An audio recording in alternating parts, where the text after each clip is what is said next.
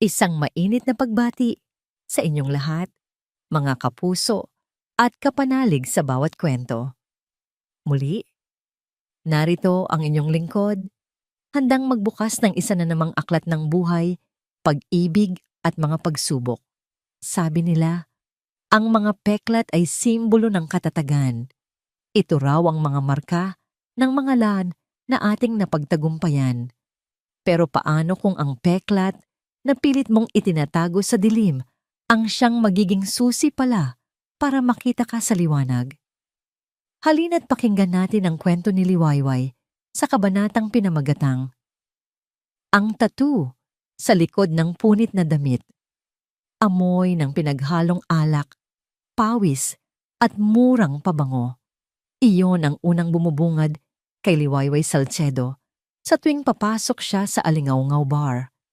Ang ingay mula sa nagkakantahan sa karaoke, ang halakhakang may kasamang kalasingan, at ang magulong tugtugan ay tila isang malaking alon na laging handang lumunod sa kanya.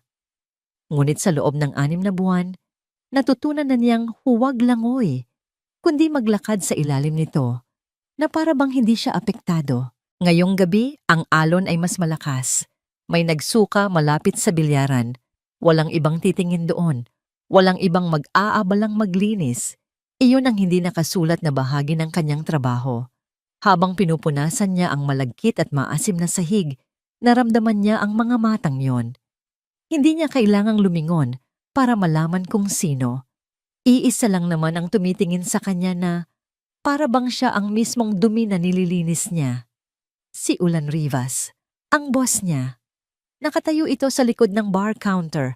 Ang mga braso ay nakahalukip-kip at ang mga kilay ay bahagyang nakakunot.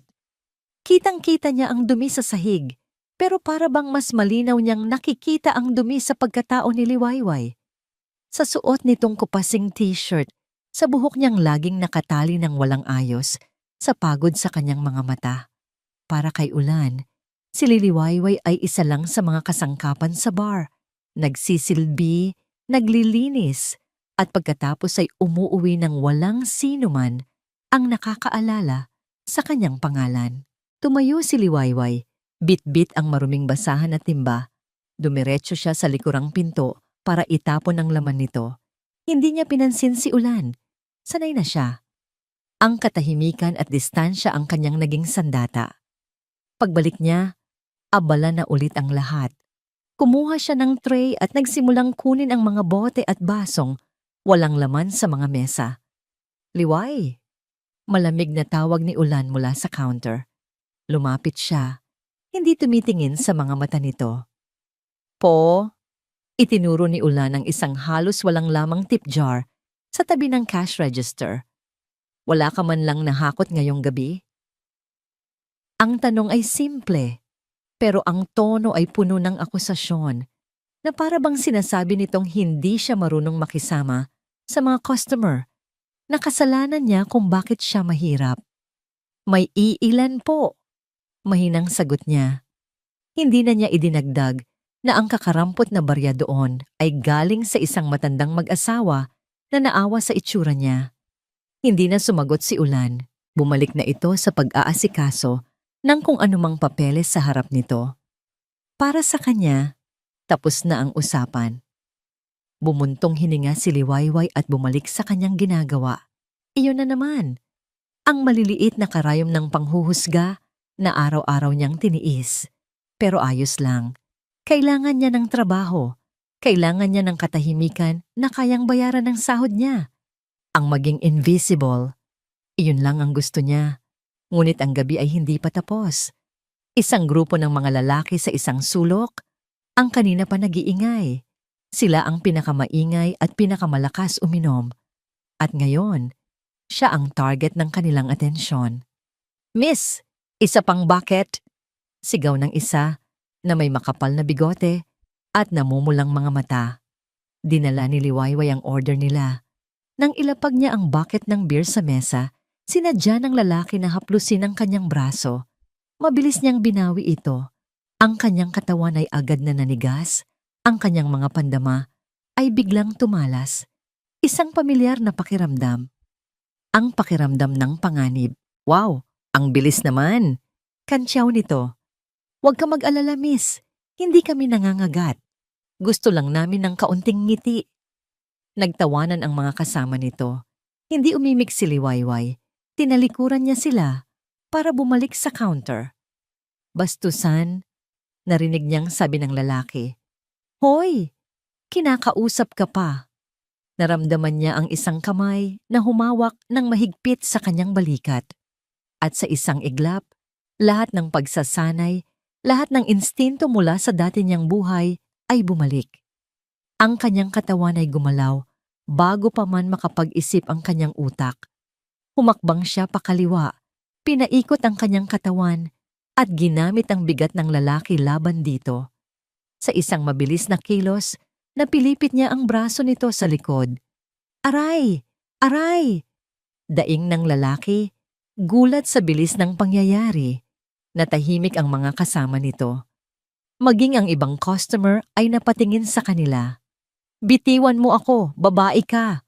Binitiwan siya ni Liwayway, hindi dahil sa utos nito, kundi dahil napagtanto niya ang kanyang ginawa. Nagpakita siya ng anino ng kung sino siya dati. Isang pagkakamali. Pasensya na po, sabi niya, yumuko at mabilis na tumalikod. Ngunit huli na ang lahat. Ang pagpapakumbaba niya ay lalong nagpaapoy sa galit at kahihiyan ng lalaki. Walang hiya ka, sigaw nito. Hinabol siya nito at sa sobrang galit hindi na nito naisip ang ginagawa. Hinablot nito ang likod ng kanyang damit. Isang malakas na tunog ng napupunit na tela ang pumuno sa hangin. Rasg. Ang luma at manipis na material ng kanyang t-shirt ay walang laban. Bigla, naramdaman ni Liwayway ang malamig na hangin sa kanyang likod at balikat. Ang kanyang damit ay halos mapunit mula sa kanyang leeg hanggang sa gitna ng kanyang likod. Ngunit hindi ang pagkapunit ng damit ang nagpatahimik sa buong Alingaw-Ngaw bar. Hindi ang bigla ang pagkabuyangyang ng kanyang balat. Ito ay ang bagay na nakalantad ngayon para makita ng lahat. Sa itaas na bahagi ng kanyang dibdib, malapit sa kanyang balikat, isang imahe na hindi nababagay sa isang hamak na serbidora sa isang maingay na bar. Isang agila na nakakapit sa isang globo at angkla, ang sagisag ng Philippine Marine Corps. Malinaw, detalyado, isang simbolo ng tapang, karangalan, at sakripisyo. Ang tawanan ay namatay, ang kantahan ay huminto, ang bulungan ay naglaho. Ang tanging naririnig na lang ay ang mabagal na pagtagaktak ng yelo sa isang baso sa kung saang mesa. Ang mga tingin ng pangungutya ay napalitan ng pagkalito. Ang pagkalito ay naging pagkagulat. At ang pagkagulat ay naging isang bagay na hindi pa kailanman naramdaman ni Liwayway sa lugar na yon, paggalang. Pero wala siyang pakialam sa kanila. Ang kanyang mga mata ay napako sa iisang tao lamang. Sa likod ng bar counter, nakatayo si Ulan Rivas. Ang mga papel na hawak niya ay nakabitiw na sa kanyang mga kamay. Ang kanyang bibig ay bahagyang nakaawang. Ang maskara ng pagiging malamig at mapanghusga na lagi niyang suot ay gumuho. At sa ilalim nito ay isang ekspresyon na hindi pa nakikita ni Liwayway dati. Isang purong, hindi makapaniwalang pagkabigla. Doon, sa gitna ng sahig ng alingaw-ngaw, sa ilalim ng mga umiikot na ilaw ng karaoke, si Liwayway Salcedo ay nakatayo na, parang isang estatwa. Ang kanyang sikreto, ang kanyang nakaraan, ang peklat na pilit niyang tinatakpan ng mga kupasing damit at katahimikan, ay nakalantad na ngayon sa harap ng mga mata ng lalaking higit sa lahat ay humuhusga sa kanya. At sa sandaling iyon, para kay Liwayway, ang buong mundo ay huminto.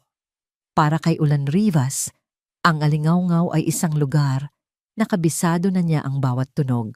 Ang kalansing ng mga bote, ang tawa ng mga lasing, ang bagsak ng bola ng bilyar, ang sintonadong sigaw sa karaoke.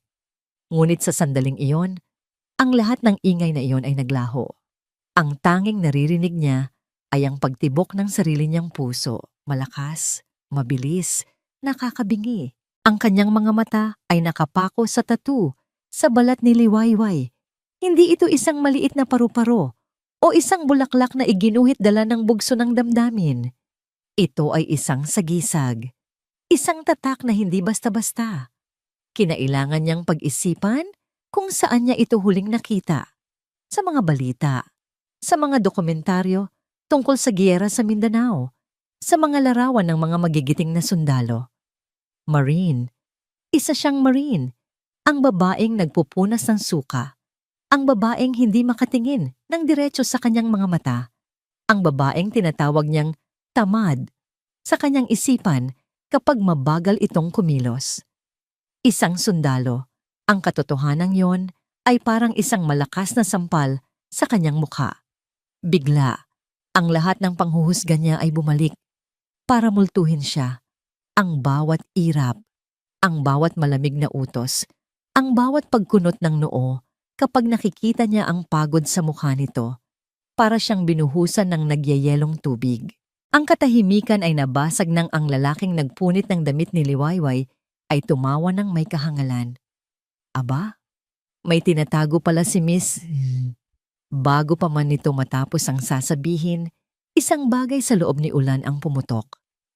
Isang galit na hindi niya alam na kaya niyang maramdaman. Sa isang kisap mata, nakalabas na siya mula sa likod ng counter. Hindi niya namalayan ang kanyang mga hakbang. Ang alam lang niya ay kailangan niyang alisin ang duming iyon sa kanyang paningin.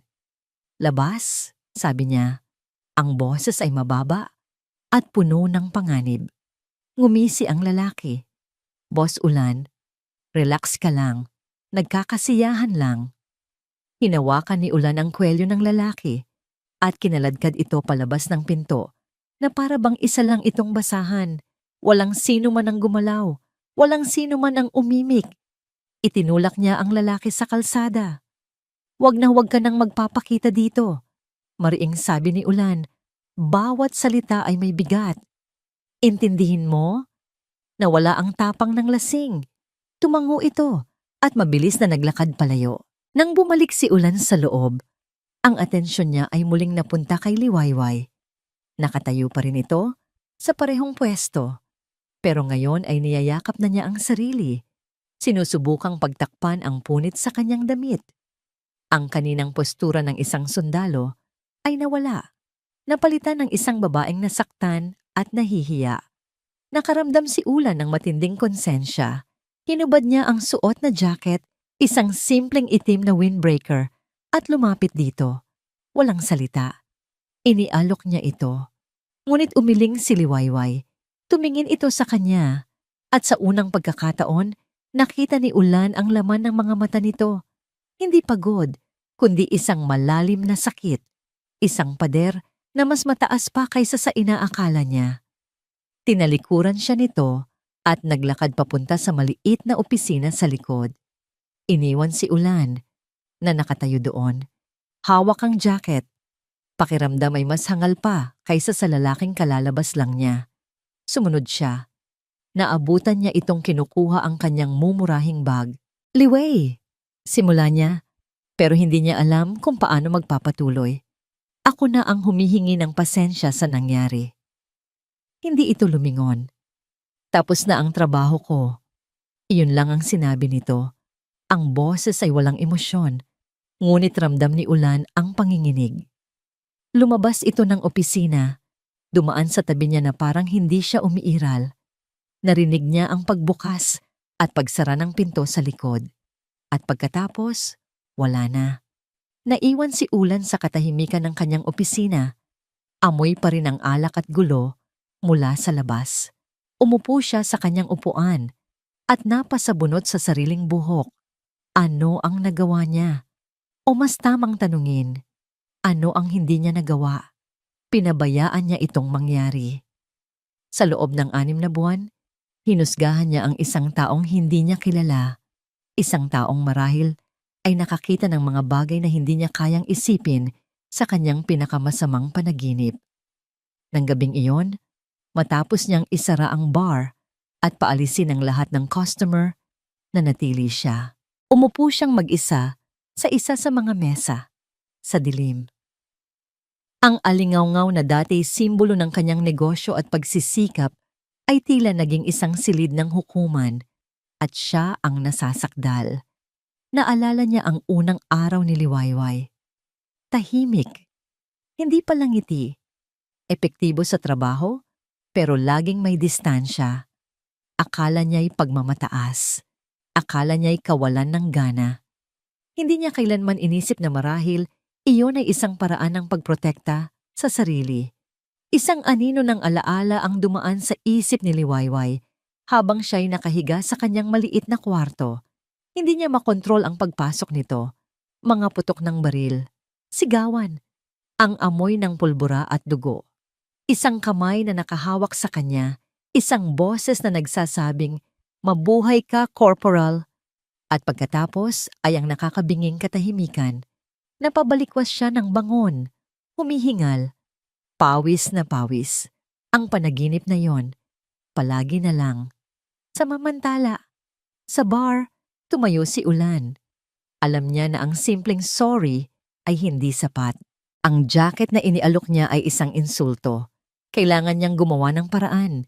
Kailangan niyang ipakita na nagkamali siya. Bukas, desidido siya. Bukas, kakausapin niya si Liwayway ng maayos, hindi bilang boss sa empleyado, kundi bilang tao sa kapwa-tao.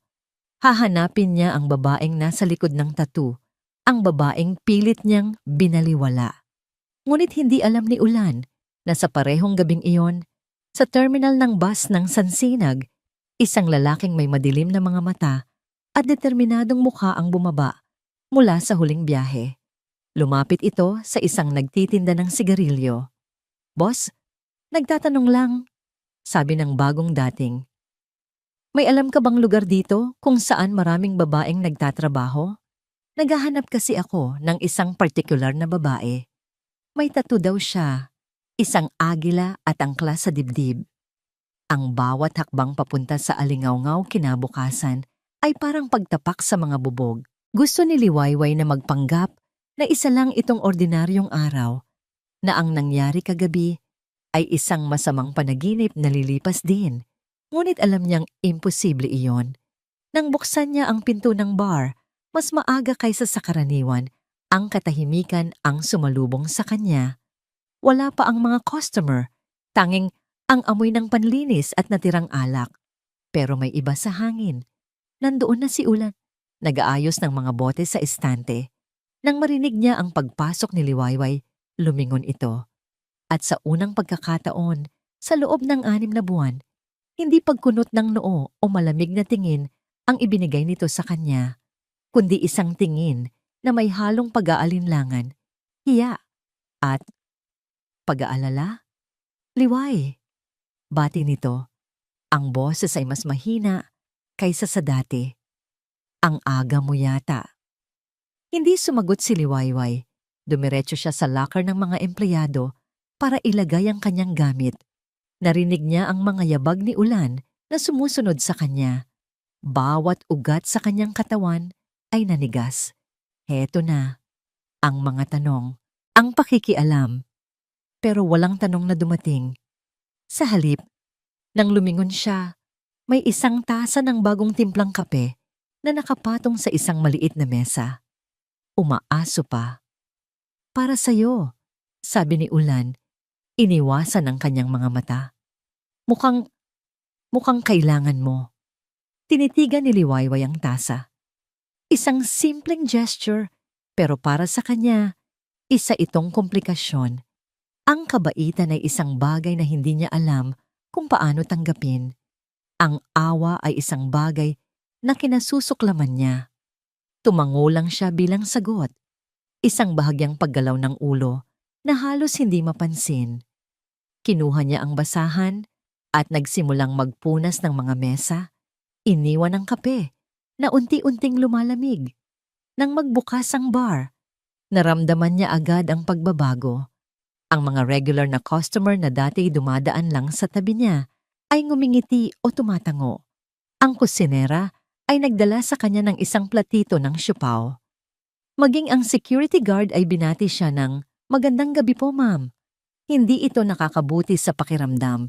Bagkus, para siyang isang hayop sa zoo na biglang naging sentro ng atensyon. Bawat tingin ay parang humuhusga. Sinusuri ang tattoo na ngayon ay natatakpan na muli ng kanyang damit. Pero alam ng lahat na nandoon. Sa kalagitnaan ng gabi, isang pamilyar na mukha ang nagbigay sa kanya ng panandaliang ginhawa. "Hoy babae, kamusta ang pinakasikat na serbidora ng Sansinag?" Bati ni Diwa, ang kanyang matalik na kaibigan, habang umuupo ito sa isang bakanting upuan sa bar counter. Si Diwa lang ang nakakaalam ng buong kwento niya, o kahit ang malaking bahagi nito.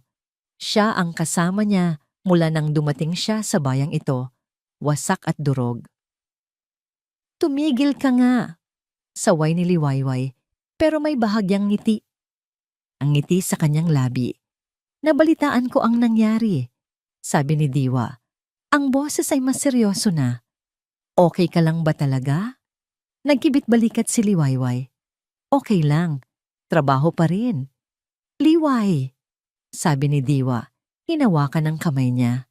"Baka naman ito na yon. Baka ito na ang paraan para hindi mo na kailangang magtago. Tingnan mo sila. Mas gumagalang sila sa'yo ngayon." Umiling si Liwayway, binawi ang kanyang kamay. "Hindi paggalang yan, Diwa. Kuryosidad yan. Ayokong maging atraksyon. Ang gusto ko lang ay mapag-isa." Bumuntong hininga si Diwa. Alam na wala siyang magagawa kung iyon ang desisyon ng kaibigan. "Basta, andito lang ako." Nang makaalis si Diwa, naramdaman muli ni Liwayway ang pag-iisa. Habang nagliligpit siya ng mga baso, ang kanyang mga mata ay naglakbay sa paligid ng bar. At doon, sa isang madilim na sulok, nahuli niya ito. Isang lalaki. Nakaupo mag-isa. Hindi umiinom. Hindi kumakain. Nakatingin lang. Diretso sa kanya. Hindi ito ang tingin ng isang tsismoso o isang humahanga. Ito ay tingin ng isang mangangaso na sinusukat ang kanyang biktima. Malamig, matalas, mapusok. Naramdaman ni Liwayway ang biglaang panlalamig na gumapang sa kanyang batok. Ang instinto na matagal na niyang ibinaon ay biglang sumigaw sa loob niya. Panganib. Mabilis niyang iniwas ang tingin, ngunit pakiramdam niya'y nakatatak pa rin sa kanyang balat ang mga mata nito. Mula sa kanyang pwesto sa counter, napansin din ni Ulan ang lalaki. Napansin niya kung paano ito tumitig kay Liwayway at napansin niya ang biglaang pagbabago sa kilos ng dalaga. Nawala ang pagod sa postura ni Liwayway. Napalitan ito ng alerto at tensyonadong tindig. Isang bagay na hindi tama. Kumunot ang noo ni Ulan. Pinagmamasdan ang estranghero. Nang matapos ang shift ni Liwayway, mabilis siyang nagpaalam. Gusto na niyang makauwi, makalayo sa mga matang yon. Ang daan pauwi ay madilim at tahimik, gaya ng dati. Pero ngayong gabi, ang bawat anino ay tila may buhay. Ang bawat kaluskos ng dahon ay parang mga yabag. Pinabilis niya ang kanyang lakad. Ang kamay ay mahigpit na nakahawak sa strap ng kanyang bag. Lumingon siya ng isang beses, 2 beses. Wala siyang makitang sumusunod, ngunit hindi nawala ang pakiramdam. Ang pakiramdam na may mga matang nagmamasid. Nang makarating siya sa harap ng kanyang inuupahang apartment, nakahinga siya ng maluwag. Ligtas na siya. Kinuha niya ang kanyang susi mula sa bulsa. Ngunit nang itutok niya ito sa seradura, isang bagay sa sahig ang pumukaw sa kanyang pansin. Isang maliit, makinang na bagay. Maingat itong inilagay sa mismong gitna ng kanyang doormat. Yumuko siya para tingnan ito ng mas malapitan. Ang kanyang paghinga ay biglang huminto.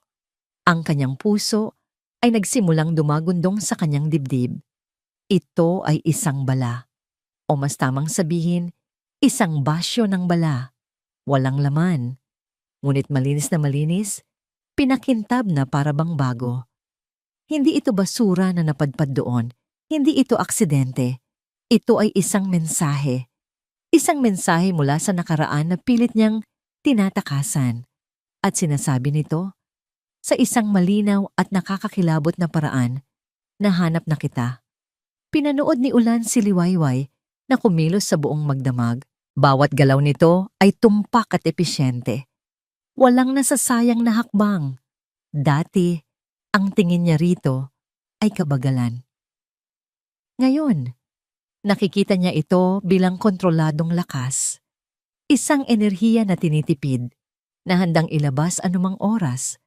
Ang imahe ng basyo ng bala na ikinuwento nito sa kanya kanina, pasimple, na para bang nagkukwento lang ng napanood sa pelikula, ay hindi maalis sa kanyang isipan. Hindi siya tanga. Alam niyang hindi iyon biro. At nang makita niya ang lalaking iyon sa sulok, at kung paano nagbago ang tindig ni Liwayway, alam niyang may koneksyon. Kaya nang matapos ang shift nito, at nag-aayos na ito para umuwi, tumayo si Ulan. Hinarangan niya ang daan nito, palabas. Liway, sandali. Sabi niya, sinubukang gawing kalmado ang kanyang boses. Huminto ito pero hindi tumingin sa kanya. Ang mga mata nito ay nakatuon sa pinto, na para bang yon ang tanging daan patungo sa kaligtasan. Bakit po, sir? Ang salitang sir ay parang isang pader na muli niyang itinayo sa pagitan nila. Gabi na. Delikado, sabi niya. Ang mga salita ay tila hirap lumabas sa kanyang bibig. Ihahatid na kita. Umiling ito ng bahagya. Wag na po. Kaya ko ang sarili ko. Sanay na ako. Hindi. Mariing sabi ni Ulan. Nagulat sa sarili niyang determinasyon. Hindi ka uuwing mag-isa. Hindi ngayong gabi. Hindi iyon isang alok. Iyon ay isang pahayag. Tumingin sa wakas si Liwayway sa kanya at nakita ni Ulan ang pagod sa mga mata nito. Isang pagod na hindi galing sa trabaho, kundi sa pakikipaglaban.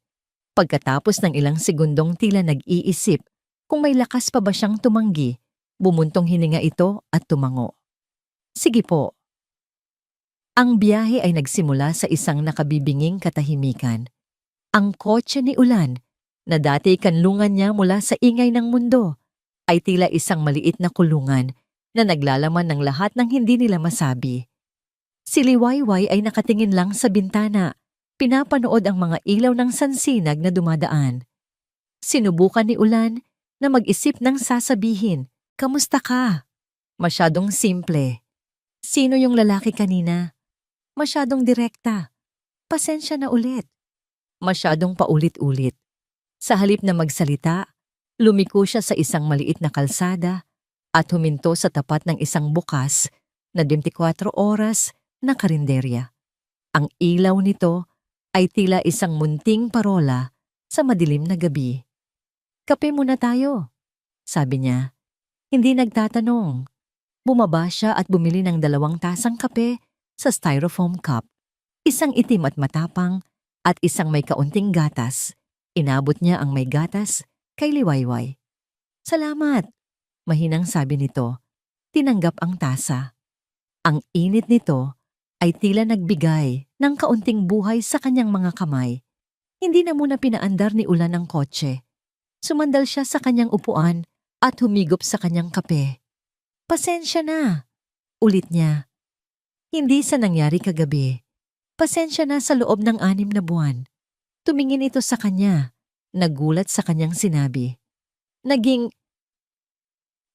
gago ako. Pag-amin ni Ulan, nahihirapang aminin ang sarili niyang pagkakamali. Hinuhusgahan kita nang hindi ka man lang kilala. Mali yon. Uminom si Liwayway mula sa kanyang tasa. Ang katahimikan ay nanatili, ngunit ngayon ay may iba ng kahulugan. Hindi na ito awkward, kundi naghihintay. "Hindi ka naman siguro laging tahimik, no?" tanong ni Ulan. Sinusubukan ng isang mas magaan na paksa. Umiling ito. May paborito ka bang kulay?" tanong niya. Pakiramdam may isa siyang teenager na hindi alam ang gagawin. Isang anino ng pagtataka ang dumaan sa mukha ni Liwayway bago ito sumagot. Asul, sabi nito, katulad ng dagat bago bumagyo. Pagkain, adobo, yung maraming bawang at paminta. Mga simpleng tanong, mga simpleng sagot. Ngunit para kay Ulan, ang bawat salita mula rito ay parang isang piraso ng puzzle na dahan-dahang nabubuo. Sa unang pagkakataon, nakikita niya ang tao, hindi ang uniforme ng serbidora o ang anino ng isang sundalo. Ikaw, sir? Bigla nitong tanong na ikinagulat niya. Ulanan na lang. Huwag nang sir, mabilis niyang sabi at paborito kong kulay, berde siguro, at sinigang, kahit araw-araw. At doon, nakita niya ito. Isang bagay na mas bihira kaysa sa isang shooting star sa maulap na kalangitan. Isang maliit, halos hindi kapansin-pansing pagkurba sa gilid ng mga labi ni Liwayway. Isang ngiti. Hindi ito malaki. Hindi ito masaya. Pero totoo ito. Parang may kung anong mainit na kumalat sa dibdib ni Ulan. Ang maliit na ngiting iyon ay tila mas maliwanag pa kaysa sa lahat ng ilaw sa sansinag. Sa isang iglap, nawala ang Liwayway na mailap. Ang Liwayway na laging nakayuko. Sa harap niya ay isang babaeng may daladalang lungkot. Oo, ngunit may kakayahan pa ring ngumiti. At gusto ni Ulan na makita itong muli. Itinuro ni Liwayway ang daan, isang maliit na eskinita na papunta sa isang paupahang apartment. Huminto si Ulan sa tapat nito. Salamat sa kape. At sa paghahatid, Ulan, sabi nito, binibigkas ang kanyang pangalan sa unang pagkakataon. Walang anuman. Pinanood niya itong maglakad papasok sa gate, hindi inaalis ang tingin hanggat hindi niya naririnig ang pagklik ng seradura. Nakahinga siya ng maluwag. Ligtas na ito. Pinaandar na niya ang kotse para umikot. Habang ginagawa ito, automatiko siyang tumingin sa kanyang rearview mirror at ang pakiramdam ng tagumpay at pag-asa ay biglang naglaho na parang kinain ng dilim. Sa kabilang kalsada, sa ilalim ng isang namamatay sinding poste ng ilaw, isang anino ang humiwalay sa pader. Ang lalaki mula sa bar, si Marco Aguilar. Nakatayo lang ito roon. Ang mga kamay ay nasa bulsa, nakatingin ng diretso sa apartment ni Liwayway. Isang buwitre na naghihintay, isang lobo na nag-aabang. Napahigpit ang hawak ni Ulan sa manibela. Ang kanyang mga ugat ay lumitaw. Ang problema ay hindi pala tapos.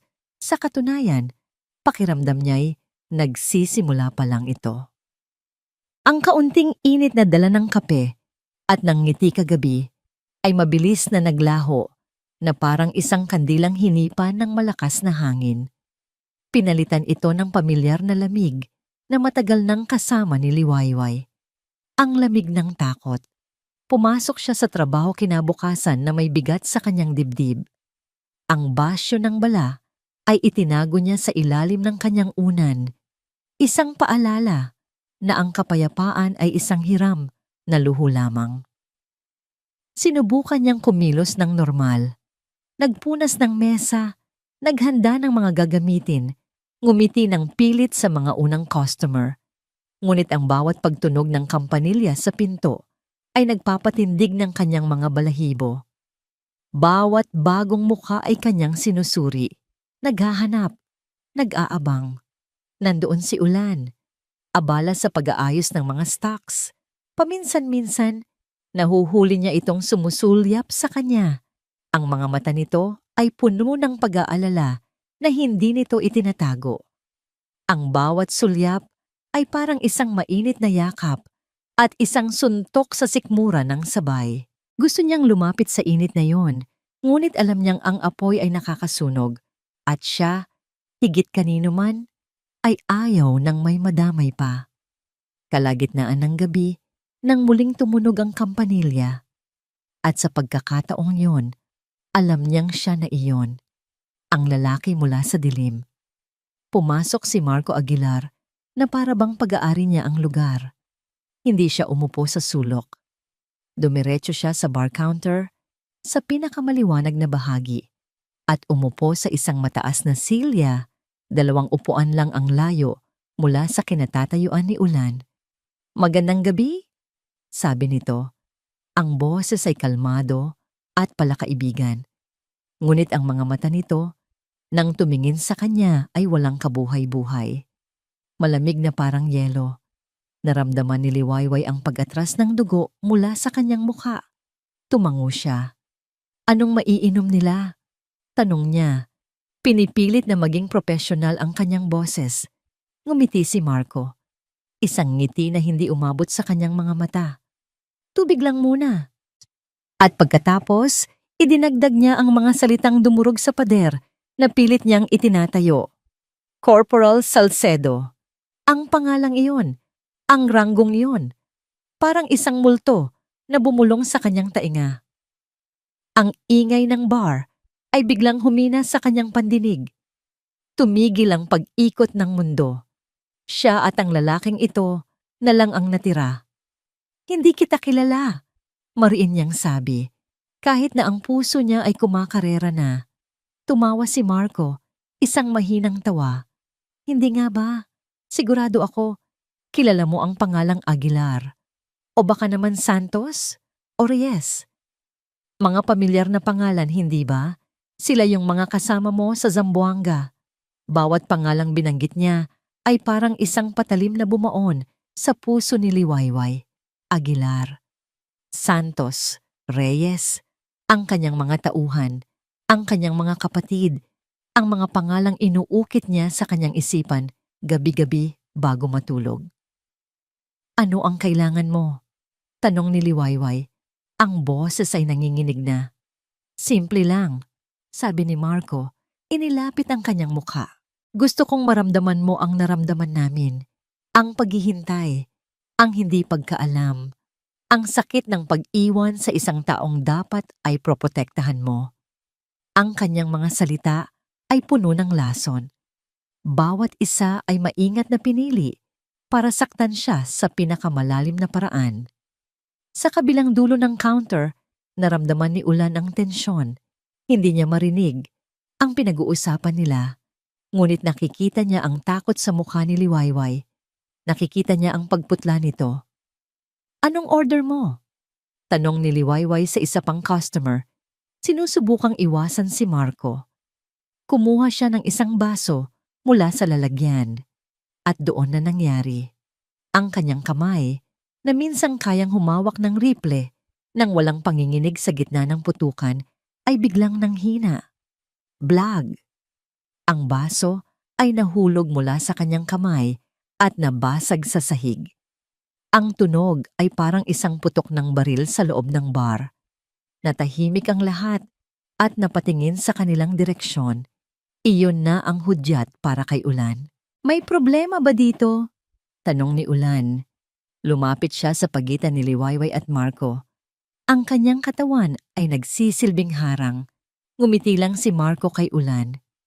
"Wala naman, boss. Nagkakamustahan lang kami ng dati kong kaibigan." Pero hindi na kaya ni Liwayway. Ang pagdating ni Ulan, ang kanyang pagsisikap na protektahan siya, ay ang huling bagay na kailangan niya. Dahil iyon mismo ang kinatatakutan niya. Ang madamay ang inosente. Ang madamay si Ulan. "Huwag kang makialam dito, Ulan." Sigaw niya. Ang boses ay puno ng desperasyon at takot.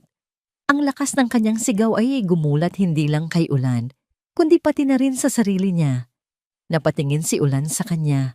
Ang muka ay puno ng pagkalito at sakit. "Liway, sinabi ko, huwag kang makialam." Ulit niya, itinulak niya si Ulan palayo. "Wala kang alam. Wala kang pakialam dito." Tinalikuran niya silang dalawa. Tinalikuran niya ang nabasag na baso, ang nagtatakang mga customer, ang nasasaktang tingin ni Ulan. Tumakbo siya. Hindi siya tumakbo palabas. Tumakbo siya papasok sa pinakalikod na bahagi ng bar, ang maliit at masikip na stockroom. Isinara niya ang pinto, isinandal ang kanyang likod dito, at dahan-dahang dumausdos pababa sa sahig. Doon, sa dilim, Sa amoy ng alak at lumang karton, sa wakas ay bumigay siya. Ang mga luhang matagal na niyang pinigilan ay bumuhos na parang isang sirang dam. Ang mga hikbi na kinimkim niya sa kanyang dibdib ay kumawala. Napasubsob siya sa kanyang mga tuhod, ang kanyang mga balikat ay nanginginig sa bawat pagsambit niya ng mga pangalan sa kanyang isipan. Aguilar, Santos, Reyes, patawad, patawad. Hindi ito iyak ng simpleng kalungkutan. Ito ay iyak ng isang taong nabubuhay sa impyerno ng nakaraan araw-araw. Iyak ng isang sundalong naiwan ng isang komandanteng nabigo. Maya-maya, narinig niya ang mahinang pagbukas ng pinto. Hindi siya lumingon. Alam niyang si Ulan iyon. Hindi ito nagsalita. Narinig lang niya ang mga yabag nito na lumapit at pagkatapos ay ang pag-upo nito sa sahig, hindi kalayuan sa kanya. Nanatili lang ito roon, sa dilim, kasama niya. Pagkatapos ng ilang minutong tila walang katapusan, isang panyo ang lumitaw sa kanyang gilid. Isang simpleng puting panyo. Hindi niya ito kinuha, ngunit ang presensya nito at ang presensya ng taong nag-aalok nito ay isang maliit na sinag ng liwanag sa kanyang personal na kadiliman. At sa sandaling iyon, mas lalo siyang natakot para sa kanya. Umupo si Ulan sa dilim ng stockroom hanggang sa unti-unting humupa ang mga hikbi ni Liwayway. Ang bawat tunog ng kanyang pag-iyak ay parang isang suntok sa kanyang dibdib. Isang bagay ang malinaw. Ang lalaking yon, si Marco, ay hindi lang isang simpleng kaaway. Siya ang susi sa nakaraan ni Liwayway, isang nakaraan na puno ng sakit at dugo. Nang tumayo si Liwayway at lumabas ng stockroom nang walang salita, alam ni Ulan na hindi niya maaaring hayaan na lang yon. Hindi na ito tungkol sa pagiging boss. Hindi na rin lang ito tungkol sa pagkakaroon ng konsensya. Ito ay tungkol sa isang bagay na mas malalim, isang damdamin na nagsisimula nang mag-ugat sa kanyang puso. Ang pangangailangang protektahan siya. Ako nang bahala dito, sabi niya sa isa pa niyang staff, bago kinuha ang kanyang jacket at lumabas ng bar. Ang malamig na hangin ng gabi ay tumama sa kanyang mukha, ngunit mas nangingibabaw ang init ng galit sa kanyang dugo. Nakita niya si Marco na naglalakad ng marahan palayo sa alingawngaw na para bang wala itong inaalala sa mundo. Hoy! Sigaw ni Ulan. Huminto si Marco at lumingon. Isang mapang-asar na ngiti ang gumuhit sa kanyang mga labi. Boss Ulan, may kailangan ka? Layuan mo siya, direktang sabi ni Ulan. Humakbang siya palapit hanggang sa ilang pulgada na lang ang pagitan nila. Hinarangan niya ang daan nito sa isang madilim na eskinita. Tumawa si Marco, isang tawang walang kagandaman, walang kagalakan. At sino ka para utusan ako? Boss ka lang niya sa trabaho. Wala kang karapatan sa buhay niya. Anong kailangan mo kay Liwayway? Giit ni Ulan, ang kanyang mga kamao ay nakakuyom na sa kanyang gilid. Ang nangiti sa mukha ni Marco ay biglang naglaho, napalitan ng isang maskara ng purong galit at sakit. Ang kailangan ko ay hustisya. Isang bagay na hindi niya maibibigay. Anong hustisya? Ano ang ginawa niya sa'yo? At doon, sa ilalim ng nag-iisang ilaw ng poste, sa eskinita, ibinuhos ni Marco ang lahat ng lason na matagal na niyang kinikimkim. Ang kanyang boses ay nagsimulang manginig sa tindi ng emosyon, lumalakas sa bawat salita. Ang babaeng yan. Huminga siya ng malalim. Ang babaeng yan ang dahilan kung bakit namatay ang kuya ko. Ang mga salita ay tumama kay Ulan na parang isang malakas na kidlat. Kuya? Si Corporal David Aguilar. Halos isigaw ni Marco ang pangalan na para bang gusto niyang marinig ito ng buong mundo. Ang pinakamagiting na sundalo na kilala ko. Ang kuya ko. Kasama siya sa unit na pinamumunuan ng Corporal Salcedo na yan. Biglang nagkaroon ng kahulugan ang lahat. Ang pangalang Aguilar na binanggit nito kanina. Ang takot sa mga mata ni Liwayway. Nasa Zamboanga sila. Pagpapatuloy ni Marco, ang kanyang mga mata ay nagsimulang mamasa. Na-ambush. Isang misyon na sila lang ang nakakaalam. At sino ang tanging nakaligtas? Sino ang tanging nakabalik ng buhay? Itinuro niya ang kanyang daliri nang nanginginig, hindi kay Ulan, kundi sa direksyon ng bar. Siya lang. Iniwan niya ang mga tauhan niya para mamatay. Iniwan niya ang kuya ko para iligtas ang sarili niyang balat. Ang bawat salita ay isang akusasyon, isang hatol na matagal nang nabuo sa isipan ni Marco. Isang kwento na pinaniwalaan niya ng buong puso dahil iyon lang ang paraan para maintindihan niya ang kanyang pagkawala. Sinungaling ka, sabi ni Ulan, ngunit maging siya ay hindi sigurado. Ang kwento ni Marco, kahit gaano kapait ay may luhi ka. May pattern, ang survivor's guilt, ang pagtatago. Sinungaling, sigaw ni Marco. Pumunta ka sa kampo, tanungin mo ang mga nakakakilala sa kanya. Isang duwag. Yan ang tawag sa kanya ng ilan. Isang komandanteng mas inuna ang sarili kaysa sa kanyang mga tauhan. Dapat siya ang namatay, hindi ang kuya ko. Ang huling mga salita ay puno ng hinagpis.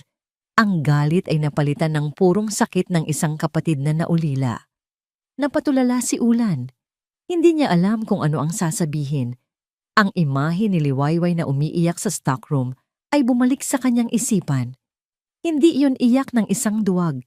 Iyon ay iyak ng isang taong nasasaktan. Ngunit bago pa man siya makasagot, isang tunog ang nakakuha ng kanilang atensyon. Isang mahinang kaluskos. Mula sa likod ng isang malaking basurahan sa gilid ng eskinita, isang bagay ang nahulog, isang maliit na canvas bag. Parehong napalingon si Ulan at Marco, at doon, nakatayo sa dilim, ang anino ay dahan-dahang gumalaw patungo sa liwanag. Si Liwayway. Narinig niya ang lahat. Ang mukha niya ay walang kulay, mas maputla pa kaysa sa buwan. Ang kanyang mga mata ay malapad, puno ng isang ekspresyon na hindi kayang ilarawan ni Ulan.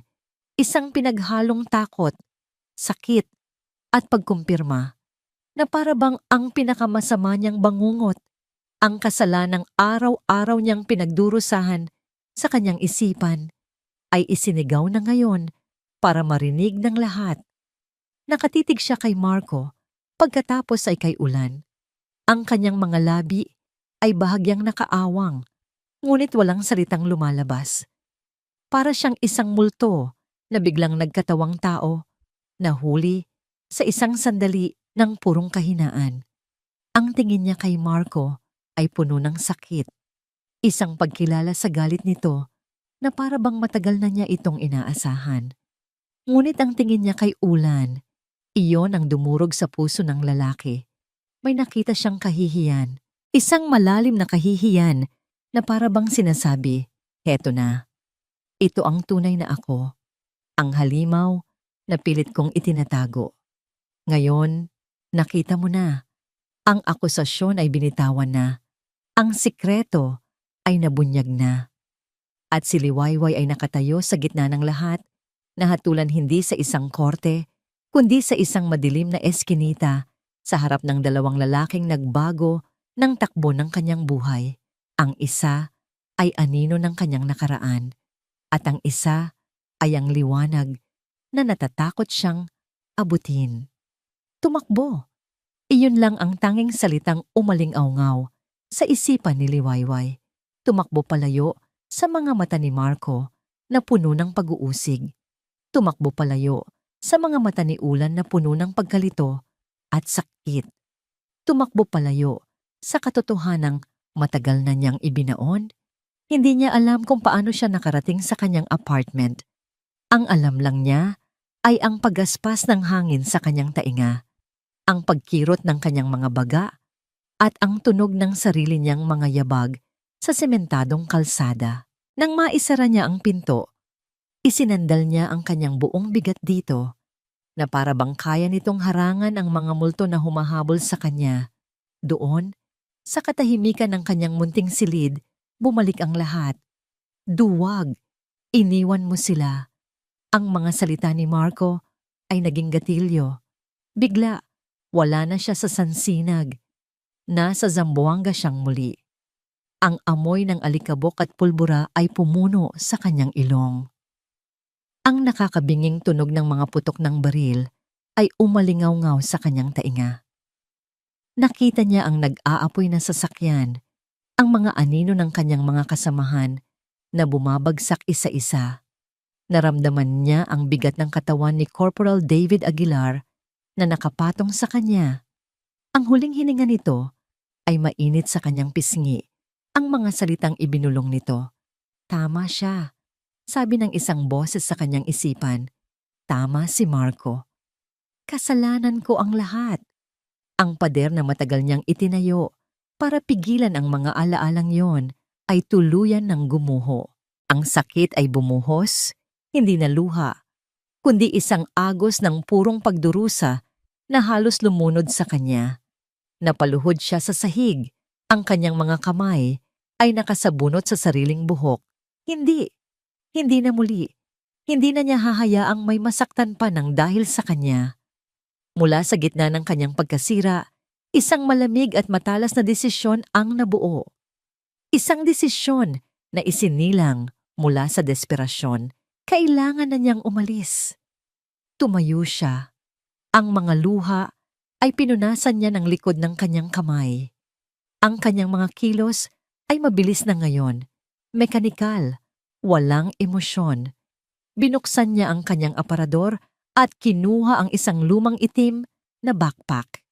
Inihagis niya sa loob ang iilang pirasong damit, ang kanyang sipilyo at ang kakarampot na ipon na itinago niya sa ilalim ng kutsyon.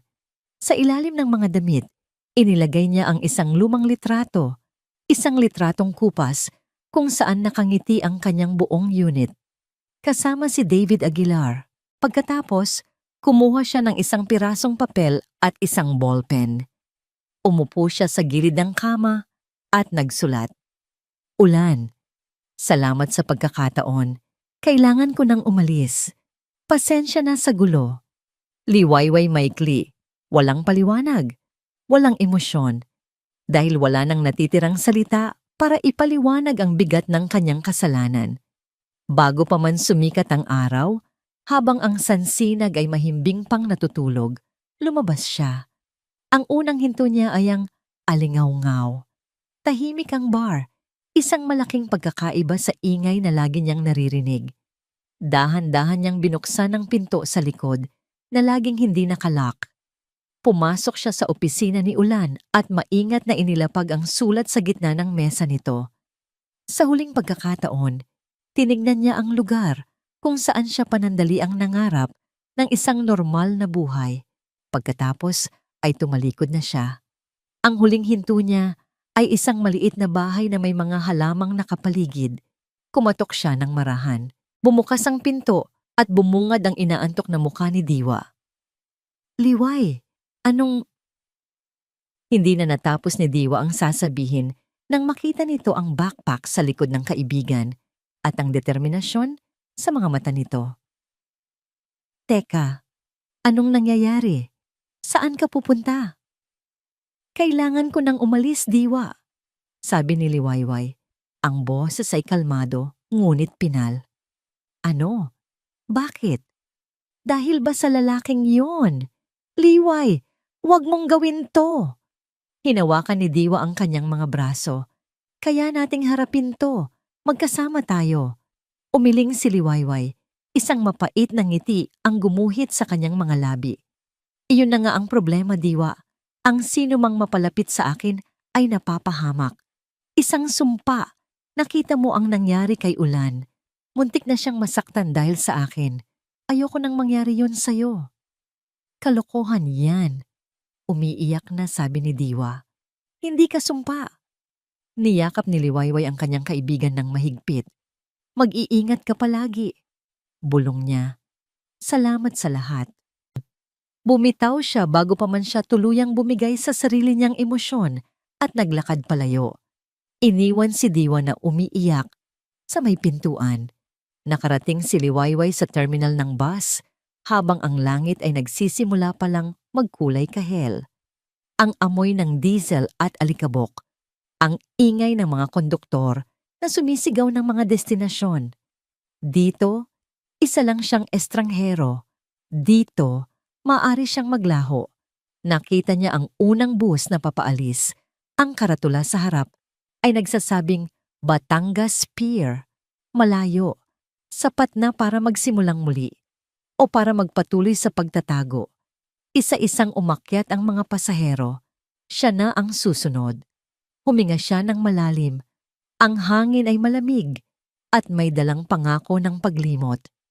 Itinaas niya ang kanyang kanang paa para humakbang sa unang baitang ng bus. Handa nang iwan ang sansinag at ang lahat ng alaala nito. Samantala, sa alingaw-ngaw, kararating lang ni Ulan. Magdamag siyang hindi nakatulog. Iniisip ang mga salita ni Marco at ang itsura ni Liwayway. Kailangan niya itong makausap. Kailangan niyang malaman ang buong katotohanan. Pumasok siya sa kanyang opisina at doon, sa gitna ng kanyang mesa, nakita niya ang isang nakatuping papel. Kinabahan siya. Binuksan niya ito. Binasa niya ang iilang mga salita. Salamat sa pagkakataon. Kailangan ko nang umalis. Pasensya na sa gulo. Ang papel ay tila naging yelo sa kanyang mga kamay bago ito naging apoy. Isang galit na nagmula sa takot at panghihinayang ang biglang bumalot sa kanya. Hindi niya ito hahayaan. Hindi siya papayag na ang kwento nila ay magtapos ng ganito. Nang walang pag-aalinlangan, ginusot niya ang sulat sa kanyang kamay.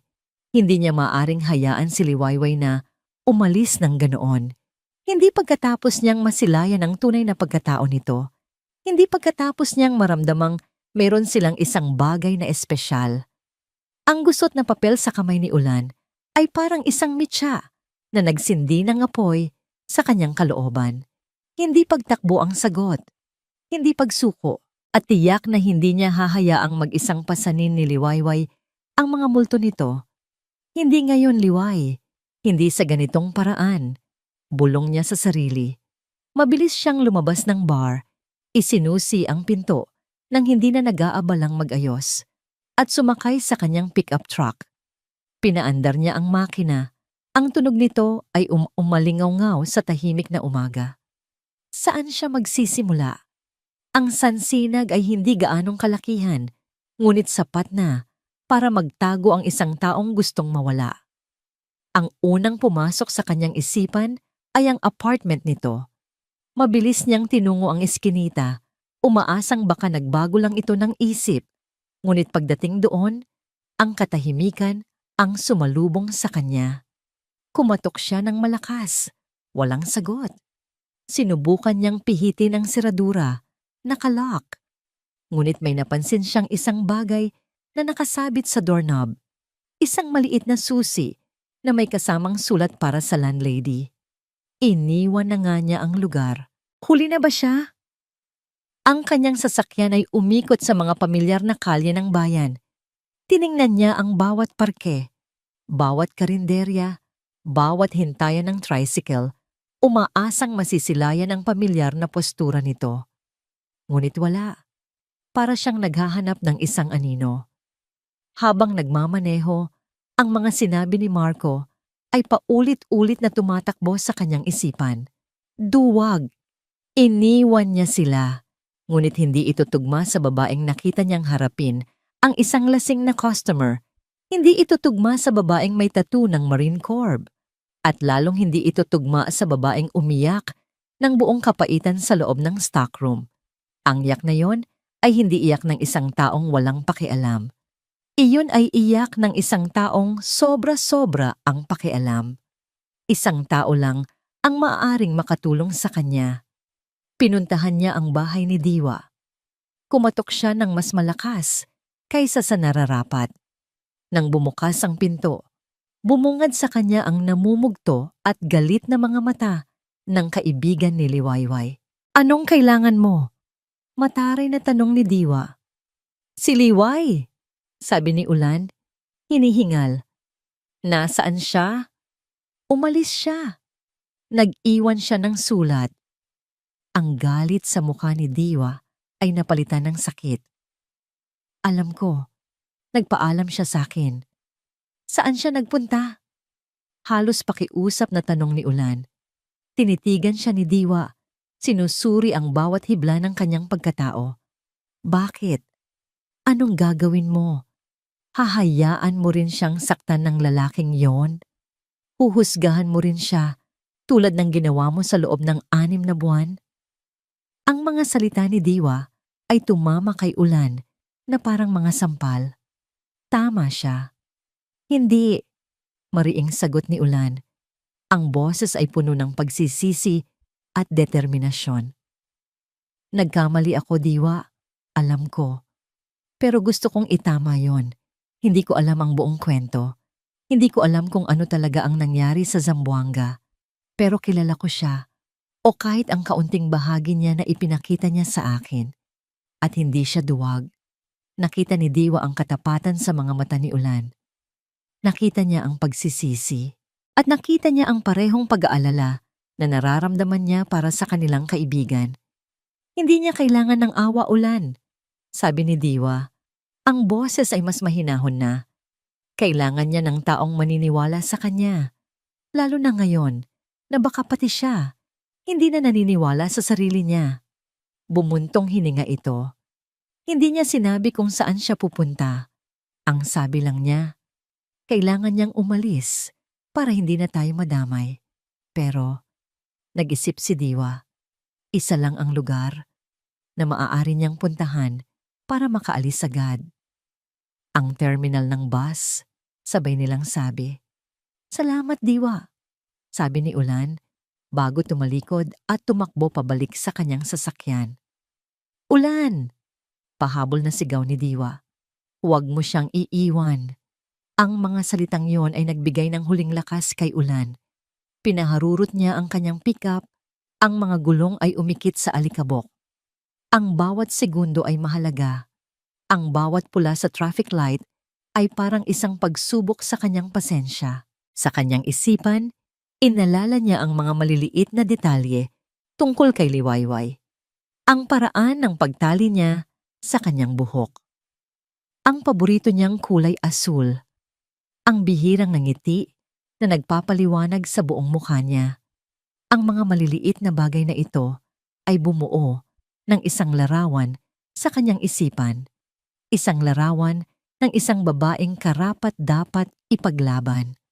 Hindi ko alam ang nangyari noon, Liway, sabi niya sa kanyang isipan. Pero nandito ako ngayon at hindi kita iiwan. Mula sa malayo, natanaw na niya ang terminal. Ang dami ng tao at bus ay parang isang magulong painting. Ipinark niya ang sasakyan sa kung saan lang at tumakbo papasok. Ang kanyang mga mata ay ligaw na naghahanap. Bus papuntang Maynila, papuntang Bicol, papuntang Ilocos. At doon, sa pinakadulong platform, nakita niya ito. Isang bus na may karatulang Batangas Pier. At sa tabi nito, isang pamilyar na figura na may itim na backpack, si Liwayway. Papaakyat na ito ng baas. Ang puso ni Ulan ay tila umakyat sa kanyang lalamunan. Masyado na bang huli ang lahat? Hindi. Humugot siya ng isang malalim na hininga at isinigaw ang pangalan nito ng buong lakas, sapat para marinig sa gitna ng ingay ng terminal. Liwayway! Ang pangalan niya, isinigaw sa gitna ng magulong terminal, ay parang isang kidlat na gumising sa manhid niyang kaluluwa. Huminto ang paghakbang ni Liwayway. Ang kanyang paa ay nanatiling nakaangat, ilang pulgada lang mula sa sahig ng bus. Dahan-dahan na parang sa isang panaginip, lumingon siya. At doon, sa gitna ng mga taong naglalakad at nagmamadali, nakita niya siya. Si Ulan, tumatakbo. Itinutulak ang mga nakaharang sa kanyang daan, hindi alintana ang mga nagagalit na tingin. Ang kanyang buhok ay magulo, ang kanyang paghinga ay malalim, at ang kanyang mga mata ay nakatuon lamang sa kanya. Isang parte ng pagkatao ni Liwayway ang gustong bumaba at tumakbo palayo sa kanya. Ang parte na sanay ng masaktan at manakit. Ngunit may isa pang parte, isang maliit at halos patay ng kislap ng pag-asa na pumigil sa kanya. "Hoy! Aalis na kami!" Sigaw ng konduktor, naiinip. Ngunit si Ulan ay hindi huminto. Sumenya siya sa driver, isang desperadong kilos ng kamay. "Sandali lang, boss. Pakiusap." Sa hindi malamang dahilan, marahil ay dahil sa itsura ni Ulan o sa drama ng sandali, pumreno ang bus, bumukas ang pinto, at sa ilang malalaking hakbang, nakaakyat na si Ulan, humihingal at nakatayo sa pasilyo, ilang talampakan lang mula kay Liwayway. Ang lahat ng pasahero ay napatingin sa kanila. Ang kanilang mga bulungan ay parang mga bubuyog. Si Liwayway ay naging sentro ng atensyon, isang bagay na pilit niyang iniiwasan sa buong buhay niya. "Anong ginagawa mo dito?" tanong ni Liwayway. Ang boses niya ay halos isang bulong. "Pinipigilan kang gumawa ng isang malaking pagkakamali," sagot ni Ulan sa pagitan ng kanyang mga paghinga. "Umalis ka na, Ulan. Nakakahiya." Sinubukan niyang lumagpas dito para humanap ng upuan, pero hinarangan nito ang daan. Hinawakan ni Ulan ang kanyang braso, mahigpit ngunit hindi masakit. Hindi ako aalis nang wala ka." Tumingin ito ng diretso sa kanyang mga mata. At sa sandaling iyon, ang lahat ng ingay sa paligid ay naglaho. "Liway, alam kong natatakot ka. Alam kong nasasaktan ka. Pero hindi mo kailangang harapin yan ng mag-isa." Umiling si Liwayway. Ang mga luha ay nagsimula na namang mamuo sa gilid ng kanyang mga mata. "Hindi mo naiintindihan?" "Hindi nga," pagamin ni Ulan. "Kaya hayaan mo akong intindihin. Huwag kang tumakbo. Huwag kang magtago." Inilapit niya ang kanyang mukha. Ang boses niya ay naging isang desperadong bulong na para sa kanya lang. "Hayaan mo akong maniwala sa'yo." Ang huling mga salita. Iyon ang bumiyak sa huling pader na nakapalibot sa kanyang puso. Hindi mahal kita. Hindi kailangan kita. Kundi, hayaan mo akong maniwala sa'yo. Ang mga salitang iyon ay ang tanging bagay na hindi niya alam na kailangan pala niyang marinig. Isang tao na pipiliing maniwala sa kanya, sa kabila ng lahat ng ebidensya ng kanyang kabiguan. Isang butil ng luha ang tumulo mula sa kanyang kanang mata. Hindi ito luha ng kalungkutan, kundi luha ng ginhawa. Isang pag-amin na sa wakas, may isang taong nakakita sa kanya, hindi sa sundalo, hindi sa serbidora, kundi sa babaeng nasa loob. Isang maliit na ngiti ang namuo sa kanyang labi. Isang namang ngiti na puno ng pasasalamat at pag-asa. Nakatataba naman ng puso. Isang boses, malamig at puno ng pangungutya, ang pumutol sa kanilang sandali. Sabay silang napalingon ni Ulan sa pinanggalingan ng boses. Sa may pintuan ng bus, nakatayo si Marco Aguilar. Ang kaninang kalmado nitong anyo ay wala na. Ang kanyang mga mata ay nanlilisik, puno ng isang nakakakilabot na saya na para bang nanunood siya ng isang magandang palabas. "Aalis ka na pala, Corporal?" tanong ni Marco, humakbang paakyat ng bus. "Napakasama mo namang kaibigan. Hindi ka man lang nagpaalam." Nanigas si Liwayway. Ang pag-asa na naramdaman niya kanina ay biglang naging yelo sa kanyang mga ugat. "Layuan mo kami," mariing sabi ni Ulan. Itinayo ang sarili sa pagitan ni Liwayway at Marco. Ngumisi si Marco, isang nangisi na nagpatindig sa lahat ng balahibo ni Liwayway. "Alam mo, naisip ko, siguro nga mali ako ng paraan. Siguro hindi ikaw ang dapat kong singilin." Tumingin ito kay Liwayway Ang mga mata ay nangaasar. Sabi mo nga, sumpa ka, na ang lahat ng napapalapit sa'yo ay napapahamak. Humakbang pa ito palapit. Kung hindi ka magbabayad sa kasalanan mo, ang mga taong malapit sa'yo ang pagbabayarin ko. Ang banta ay malinaw. Isang pangako. At si Liwayway higit kanino man ay alam na kaya itong gawin ni Marco. Pagkatapos, may kinuha si Marco mula sa bulsa ng kanyang jacket. Hindi ito kutsilyo, hindi ito baril. Ito ay isang bagay na mas masahol pa, isang litrato. Iniangat niya ito para makita nilang dalawa. Isang litrato ng isang masayang teenager na babae. Nakangiti sa kamera, may suot na uniforme ng eskwelahan. Kilala ni Ulan ang babaeng iyon. Iyon ang nakababata niyang kapatid. Ang nangisi ni Marco ay lalong lumawak. Tumingin siya kay Liwayway. Ang kanyang mga mata ay nagliliyab sa tagumpay ng isang demonyo. Kilala mo ba siya? Ang mundo ni Ulan ay tila huminto sa pag-ikot. Ang ingay ng terminal, ang mga pasahero, ang makina ng bus, lahat ay naglaho. Ang tanging nakikita niya ay ang litrato ng kanyang kapatid sa kamay ni Marco. Si Maya, ang kanyang pinakamamahal na si Maya, na dapat ay nasa eskwelahan ngayon, ligtas at walang kamalay-malay. Isang primordial na galit, mas mainit kaysa sa kahit anong naramdaman niya dati, ang kumulo sa kanyang dugo. Susugurin na sana niya si Marco, ngunit isang kamay ang pumigil sa kanya. Kamay ni Liwayway. Nang tignan niya ito, ang babaeng nakita niyang umiiyak at tumatakbo kanina ay wala na. Ang nakatayo sa tabi niya ngayon ay ibang tao. Ang kanyang mga mata, na kanina'y puno ng luha at pag-aalinlangan, ay matalas na ngayon, malamig at nakapokus. Ang kanyang postura ay hindi na nakayuko. Diretso ito at alerto. Ang serbidora ay nawala. Ang sundalo ay nagbalik. Huwag! Bulong ni Liwayway. Ang boses ay mahinahon, ngunit may bigat ng bakal. Gusto niyang magalit ka. Gusto niyang mawala ka sa kontrol.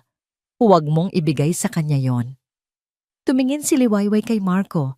Ang kanyang mukha ay walang emosyon. Saan siya? Ngumisi si Marco, nagagalak sa epekto ng kanyang ginawa. Isang lumang bodega malapit sa pantalan. Alam mo kung saan yon. Ikaw lang ang pumunta. Ikaw lang ang kailangan ko. Mayroon kang 1 oras. Pagkatapos ay bumaba ito ng bus at naglahos sa gitna ng mga tao. Tara na, sabi ni Ulan. Hinila si Liwayway. Kailangan nating tumawag ng pulis. Hindi. Mabilis na sagot ni Liwayway. Hinila pabalik si Ulan. Bumaba sila ng bus, papalayo sa mga nagchichismisang pasahero. Wala tayong panahon. Sinabi niya, 1 oras. Kung tatawag tayo ng pulis, baka kung anong gawin niya sa kapatid mo. Ito ay laro niya, Ulan. At kailangan nating laruin ito ayon sa kanyang mga patakaran hanggang sa tayo na ang magtakda ng bago. Tumingin si Ulan sa kanya, naguguluhan at natatakot. Anong ibig mong sabihin? Paano natin siya lalabanan? 2 lang tayo. Humarap si Liwayway sa kanya. Hinawakan ang magkabilang balikat niya. Makinig ka sa akin, Ulan. Nakalimutan mo na ba? Hindi lang ako serbidora. Tinitigan niya ito ng diretso sa mata. Nakalimutan mo na ba ang tattoo ko? Sa sandaling iyon, naunawaan ni Ulan. Ang babaeng kaharap niya ay hindi lang basta biktima. Siya ay isang sandata. May tiwala ka ba sa akin? Tanong ni Liwayway. Walang pag-aalinlangan, tumango si Ulan. Oo, okay, sabi ni Liwayway. Ang kanyang utak ay gumagana na parang isang makina. Ang bodega sa pantalan, alam ko yon. Malaki, maraming matataguan. Kailangan natin ng plano. Sumakay sila sa pickup ni Ulan. Habang mabilis na nagmamaneho si Ulan patungo sa direksyon ng pantalan, si Liwayway naman ang nagbibigay ng mga utos. Ang boses niya ay kalmado, tumpak at puno ng awtoridad. Mayroon ka bang lubid o anumang matibay na tali sa sasakyan? Oo, sa likod. Ginagamit ko sa kargamento. Kailangan natin ng distraction. May alam ka bang paraan para makagawa ng malakas na ingay malapit doon? Nag-isip si Ulan. Ang negosyo ng pamilya ko, Ulan's Trucking Services, malapit lang doon ang garahe. Maraming piyesa at mga busina ng truck. Perpekto, sabi ni Liwayway. Ito ang gagawin natin. Habang ipinapaliwanag niya ang plano, namangha si Ulan. Bawat detalye ay pinag-isipan. Bawat posibleng mangyari ay may katapat na solusyon. Ito ang Corporal Salcedo sa kanyang pinakamahusay na anyo. Hindi na siya natatakot. Sa halip, naramdaman niya ang isang kakaibang kumpiyansa.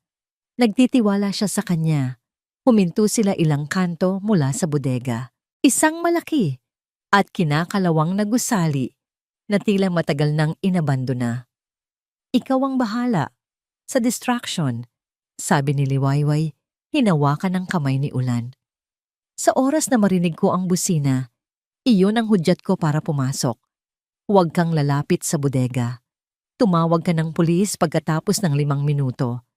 Intindihin mo, Ulan? 5 minuto. Paano ka? Nag-aalalang tanong ni Ulan. Kaya ko to, sabi niya.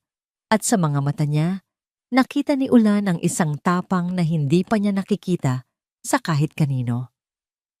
Ang kailangan ko lang ay ang tiwala mo. Tumango si Ulan. Mag-iingat ka. Bumaba si Liwayway ng sasakyan at nawala sa mga anino. Siya ay gumagalaw na may layunin at bilis. Hindi na parang isang ordinaryong babae, kundi parang isang anino na may misyon. Sa loob ng bodega, si Maya ay nakatali sa isang upuan, umiiyak. Tumahimik ka! Sigaw ni Marco, naglalakad pabalik-balik. Darating siya. Kailangan niyang dumating. Sa labas, si Liwayway ay nasa gilid ng gusali, naghahanap ng pasukan. Nakita niya ang isang mataas na bintana na basag. Walang ingay, na parang isang pusa. Umakyat siya at pumasok sa loob. Lumapag sa sahig ng walang kaluskos. Ang loob ay madilim. Tanging ang liwanag mula sa mga butas sa bubong ang nagsisilbing ilaw. Narinig niya ang boses ni Marco at ang hikbi ni Maya sa kabilang dulo ng bodega.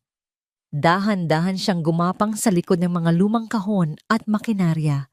Palapit ng palapit. Sakto sa oras, isang nakakabinging tunog ang bumasag sa katahimikan.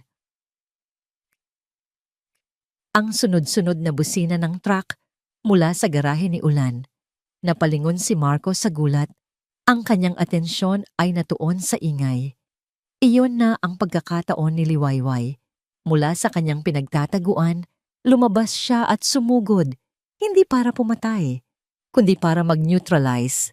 Ang unang ginawa niya ay sinipa ang binti ni Marco na nagpatumba sa balanse nito. Bago pa man ito makabawi, hinawakan niya ang braso nitong may hawak na kutsilyo at pinilipit ito sa paraan na natutunan niya sa pagsasanay. Bumagsak ang kutsilyo sa sahig. Sino ka? Gulat na sigaw ni Marco, sinusubukang lumaban. Ngunit si Liwayway ay mas mabilis, mas malakas. Bawat suntok at sipa ni Marco ay kanyang iniiwasan. Ang kanyang mga galaw ay hindi na pang-away kalye. Ito ay kalkulado at nakamamatay. Pinuntirya niya ang mga pressure points, isang tama sa balikat, isang sipa sa tuhod. Bumagsak si Marco sa sahig. Humihingal. Tapos na to, Marco, sabi ni Liwayway. Nakatayo sa harap niya. Hindi pa, sigaw ni Marco. At sa huling desperadong kilos, sinubukan niyang abutin ang kutsilyo. Ngunit pinigilan siya ni Liwayway. Tinapakan ng kanyang kamay. Umupo siya sa harap ng pagod at talunang lalaki. At sa gitna ng tensyon, sinabi niya ang mga salitang matagal na niyang gustong sabihin. Hindi ako duwag, Marco, at hindi rin duwag ang kuya mo. Tumingin siya ng diretso sa mga mata nito. Ang kanyang boses ay puno ng sakit at katotohanan. Nang maambush kami, siya ang unang tinamaan. Siya ang humarang sa mga bala na para sa akin. Alam mo ba kung ano ang huling sinabi niya sa akin? Nanginginig ang boses ni Liwayway, ngunit nagpatuloy siya. Ang sabi niya, "Mabuhay ka, Corporal. Ikuwento mo ang nangyari sa amin.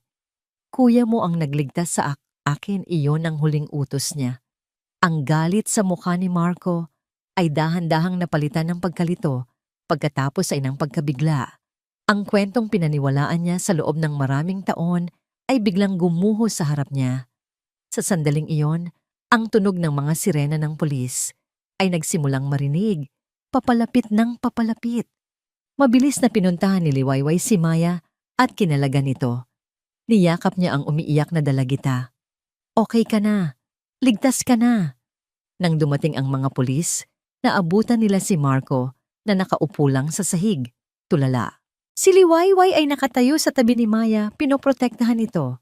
At si Ulan ay tumatakbo papasok. Ang kanyang mga mata ay puno ng takot na napalitan ng laking ginhawa nang makita ang kapatid na ligtas. Tumingin si Liwayway kay Ulan, isang tingin ng tagumpay at pagod. Ngunit ang lahat ng lakas na ipinunni siya, ang adrenaline na nagpatayo sa kanya, ay biglang nawala.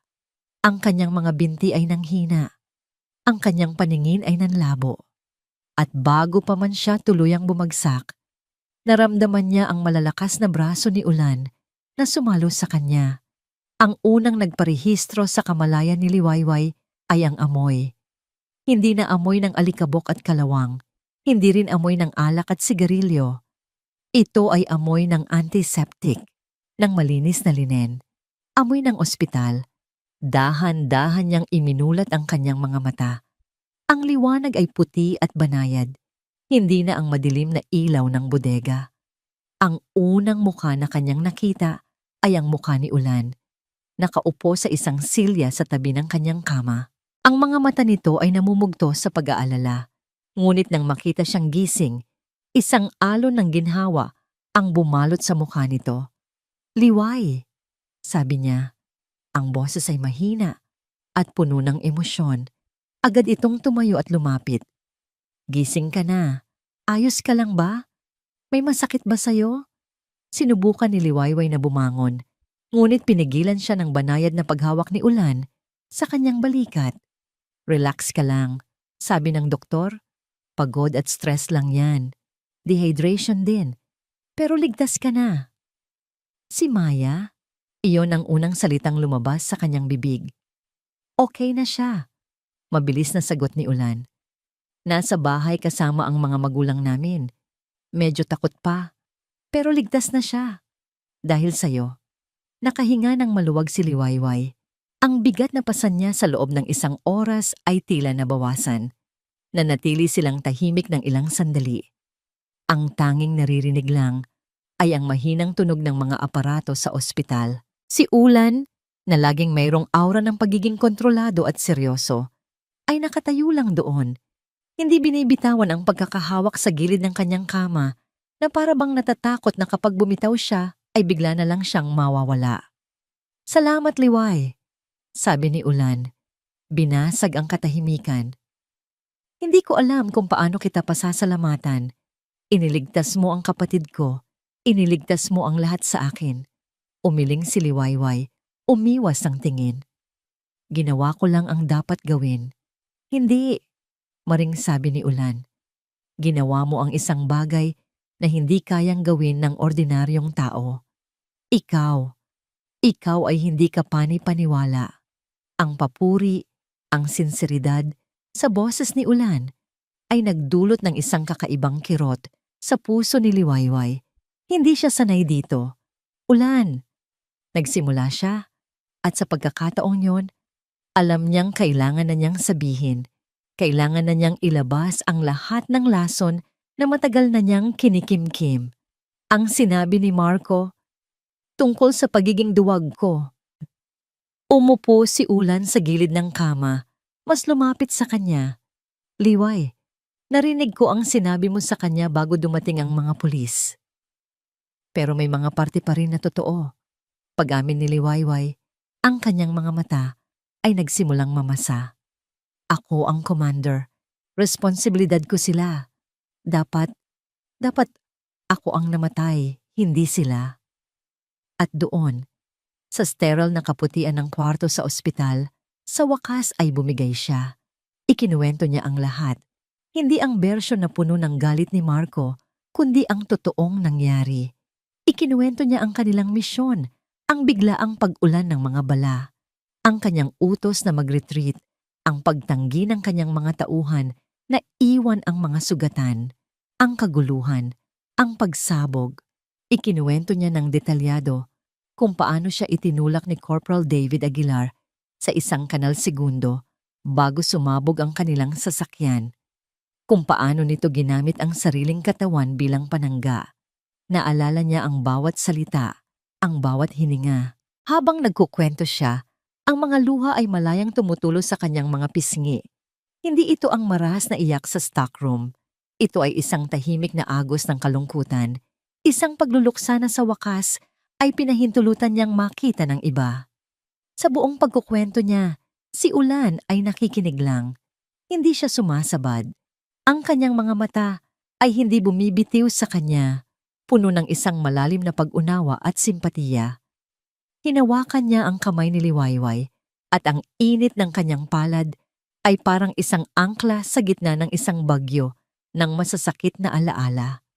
Nang matapos si Liwayway, ang silid ay napuno ng isang mabigat, ngunit mapagpalayang katahimikan. Hindi mo kasalanan, mahinang sabi ni Ulan.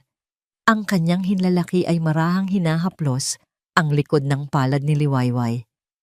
Ginawa mo ang lahat ng iyong makakaya. Minsan, sa giyera, kahit gawin mo pa ang lahat, may mga bagay pa ring hindi mo kontrolado. Tumingin si Liwayway sa kanya, ang kanyang mga mata ay puno ng pagdududa. You are a survivor, Liway, mariing sabi ni Ulan. Not a traitor. Isa kang nakaligtas, Liway, hindi isang taksil.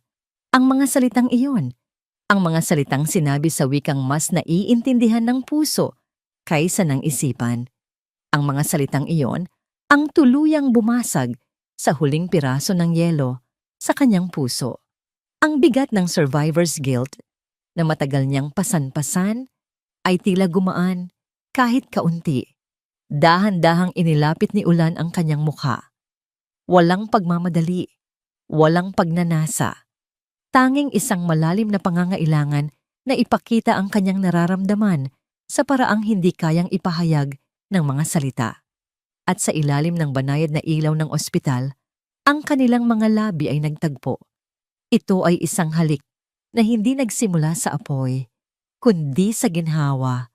Isang halik na nagsasabing, nandito ako. Isang halik na nangangako ng paghilom. Isang halik na simbolo ng pagtanggap sa lahat ng peklat, nakikita man o hindi. Nang maghiwalay sila, ipinatong ni Ulan ang kanyang noo sa noo ni Liwayway. Pareho silang nakapikit. Huwag ka nang umalis, bulong ni Ulan. Manatili ka, dito, sa tabi ko. Sa unang pagkakataon sa loob ng napakatagal na panahon, hindi naisip ni Liwayway ang pagtakbo. Sa halip, sa init ng yakap ni Ulan, sa lasa ng kanyang halik, naramdaman niya ang isang bagay na matagal na niyang kinalimutan. Pakiramdam ng pagiging tahanan. Ilang linggo ang lumipas. Habang nagpapagaling si Liwayway sa bahay ni Diwa, isang sulat ang dumating para sa kanya. Galing ito sa kulungan ng Sansinag. Kinakabahan man, binuksan niya ito. Galing ito kay Marco. Nakatayo si Liwayway sa dalampasigan ng Sansinag, kung saan ang mga alon ay marahang humahalik sa buhangin. Ang hangin ay sariwa, may dalang amoy ng alat at kalayaan. Sa kanyang mga kamay, hawak niya ang sulat ni Marco. Ilang araw na rin itong nasa kanya, ngunit ngayon lang niya naramdaman na handa na siyang basahin ito. Huminga siya ng malalim at binuksan ang papel. Ang sulat kamay ni Marco ay magulo. na para bang isinulat ng nanginginig. Corporal Salcedo, hindi ko alam kung paano sisimulan. Walang salita ang sapat para sa lahat ng kasalanang nagawa ko.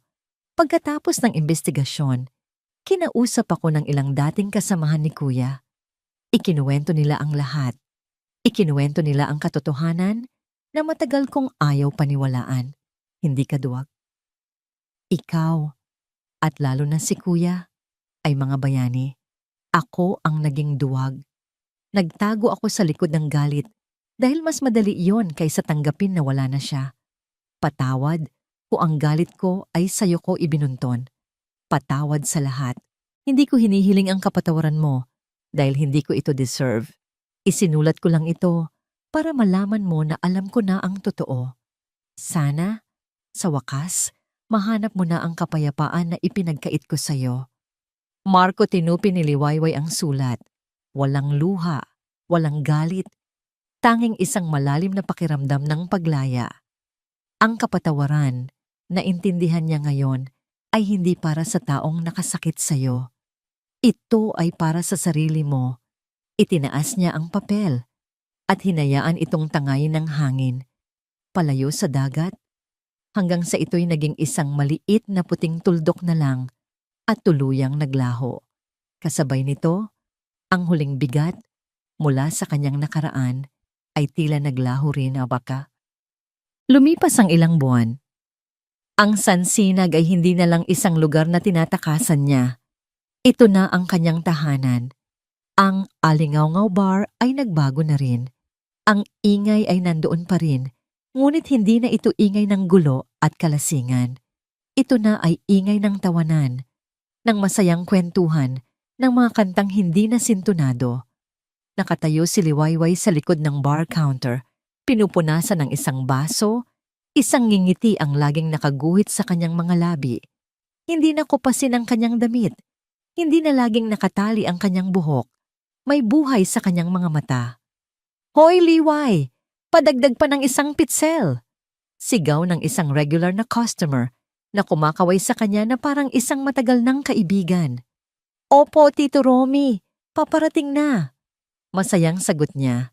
Sa isang mesa, nakaupo si Diwa kasama ang ilang mga kaibigan at kinakantyawan siya. Naku, Ulan, tingnan mo yang nobya mo, mas magaling pa sa yung mag-asikaso ng bar. Tukso ni Diwa. Nasa tabi ni Liwayway si Ulan, nag-aayos ng kaha. Ngumiti lang ito at umakbay sa bewang ni Liwayway. Siyempre naman, partner ko yata yan. Isang mainit na kilig ang gumapang sa puso ni Liwayway. Hindi na siya umiiwas sa mga haplos. Hindi na siya natatakot sa paglalapit. Hinayaan niyang manatili ang braso ni Ulan sa kanyang bewang habang naghahanda siya ng order. Ang kanilang mga galaw ay sabay, sanay, na para bang isang sayaw na matagal na nilang pinraktis. Nang gabing iyon, matapos isara ang bar, magkasama silang naupo sa isang bench sa labas. Ang langit ay puno ng mga bituin. Ang hangin ay malamig. Ngunit ang init mula sa katawan ni Ulan, sa tabi niya ay sapat na. Pagod ka na? Tanong ni Ulan. Umiling si Liwayway. Hindi, masaya ako. Isinandal niya ang kanyang ulo sa balikat nito. Dati, ang ingay sa loob, parang gusto akong lunurin. Ngayon, parang musika na lang. Niyakap siya ni Ulan mula sa likod. Ipinatong ang kanyang baba sa ibabaw ng ulo ni Liwayway. Ang yakap na ito, na dati magiging dahilan ng kanyang pag-atras, ay naging kanlungan na niya ngayon. Ang kanyang mga peklat, lalo na ang tattoo, ay hindi na simbolo ng sakit, kundi simbolo ng lakas na nagdala sa kanya kung nasaan siya ngayon. Salamat, bulong ni Ulan sa kanyang buhok. Para saan? Tanong ni Liwayway. Salamat sa pagdating mo sa buhay ko. Tumingin si Liwayway sa kanya. Ang kanyang mga mata ay kumikinang sa ilalim ng ilaw ng buwan. Hinawakan niya ang kamay ni Ulan na nakayakap sa kanya. Salamat sa pananatili mo. Walang nang ibang salitang kailangan. Sa katahimikan ng gabi, sa ilalim ng mga bituin ng Sansinag, natagpuan ni Liwayway Salcedo ang kanyang tunay na Liwayway. Isang bagong simula, isang bagong pag-asa, at isang pag-ibig na naghilom sa lahat ng kanyang mga sugat. At dito nagtatapos ang kwento nina, Liwayway at Ulan. Mula sa kaibuturan ng aking puso, isang taos-pusong pasasalamat sa inyong pagsama sa amin sa paglalakbay na ito. Habang isinusulat ko ang bawat kabanata, iisa lang ang nasa isip ko. Ang maipakita na sa likod ng bawat tahimik na tao ay mayroong isang malakas na kwento. At sa likod ng bawat peklat ay may aral ng katatagan. Ang kwento ni Liwayway at Ulan ay isang paalala sa ating lahat tungkol sa kapangyarihan ng pag-ibig na naghihilom, sa kahalagahan ng pagpapatawad sa sarili, at sa pangako ng pag-asa na laging nag-aabang. Sapagkat tulad ni Liwayway, lahat tayo ay may kanya-kanyang madidilim na gabi, ngunit laging mayroong bukang liwayway na darating para sa mga pusong hindi sumusuko. Ngayon, nais ko namang marinig ang inyong boses. Anong bahagi ng kanilang kwento ang pinakatumatak sa inyo? Anong damdamin ang iniwan nito sa inyong mga puso? Hinihintay ko ang inyong mga saloobin sa comment section sa ibaba. Muli, maraming salamat po sa inyong pakikinig. Kayo ang nagsisilbing inspirasyon sa likod ng bawat kwentong aming isinasalaysay. Hanggang sa muli. Kwentong Damdamin TV.